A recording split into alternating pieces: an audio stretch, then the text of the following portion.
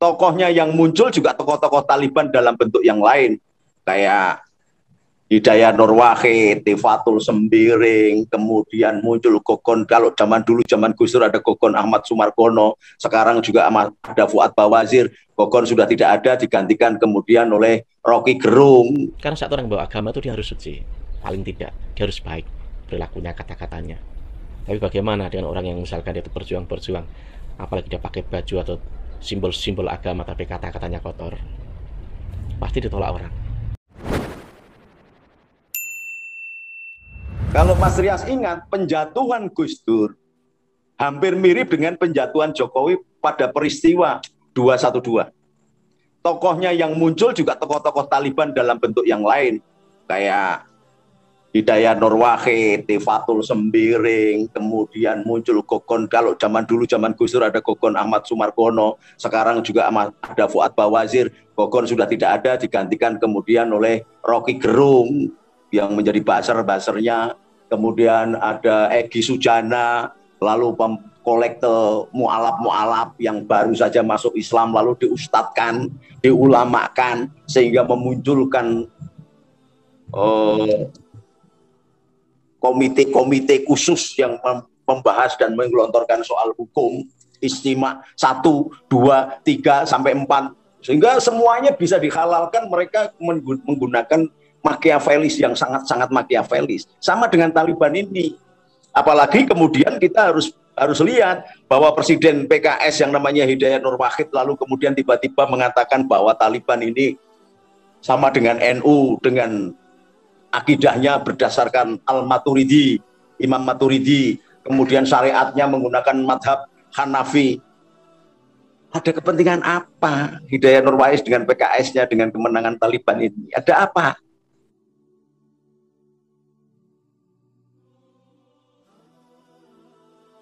Ya sebenarnya Taliban tidak ada bahayanya. Nah terus?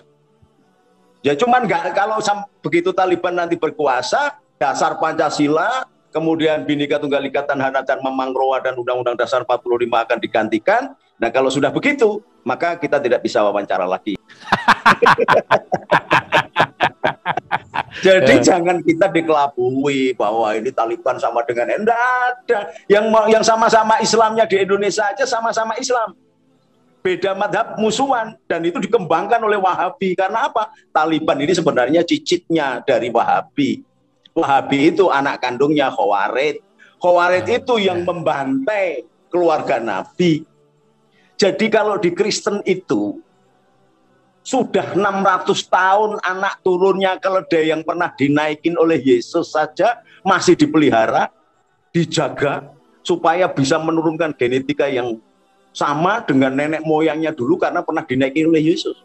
Tetapi hanya kurun waktu 30 tahun belum sampai Rasulullah meninggal, cucunya sudah disembelih, kepalanya dipenggal, dibuat bal-balan. Cicit-cicitnya keturunan Sayyidina Husain itu sampai perempuan-perempuan yang masih muda saja dibunuh sampai nggak layak saya ceritakan di sini saking kejamnya. Kalau saja tidak ada seorang pastor, ketua paroki yang ada di Syria atau Damaskus, yang membebaskan dan menebus kepala cucu Rasulullah itu dengan semua harta benda paroki, maka kepalanya Sayyidina Husain itu tetap akan dibawa kemana-mana, ditancapkan, ditombak, bahkan kalau di satu kota dijadikan tempat untuk dijadikan sarana untuk main bola dengan alasan supaya ada pelajaran dan harus taat semuanya kepada Amir. Ini sistem. Begitu masuk ke Indonesia dan ini jadi euforia gitu loh. Loh yang menang itu Taliban katanya yang Sunni, yang bermadhab Hanafi, berakidah Al-Maturidi. Kenapa seperti Hidayat Nur Wahid nyorong-nyorong ke Taliban itu loh, apa untungnya? Padahal kita tahu persis lah bahwa orang NU di Indonesia ini yang jumlahnya sekitar 102 juta lebih, itu sudah mengerti bahwa yang namanya konsep PKS, konsep Wahabi, konsep HTI, konsep FPI itu adalah menghilangkan Nahdlatul Ulama. Kenapa? Karena Nahdlatul Ulama lah yang menjaga Pancasila. Karena Nahdlatul Ulama lah yang mendeder sawah ladang yang bernama Nusantara. yang bernama Indonesia, dan itu dikokohkan di dalam muktamar pertama di Banjarmasin tahun 1936. Sebelum kemerdekaan, NU sudah menggariskan bahwa kalau nanti merdeka bukan menjadi Darul Islam, tapi Darus Salam, negara berkesejahteraan, bukan Darul Islam, negara Islam. Oh.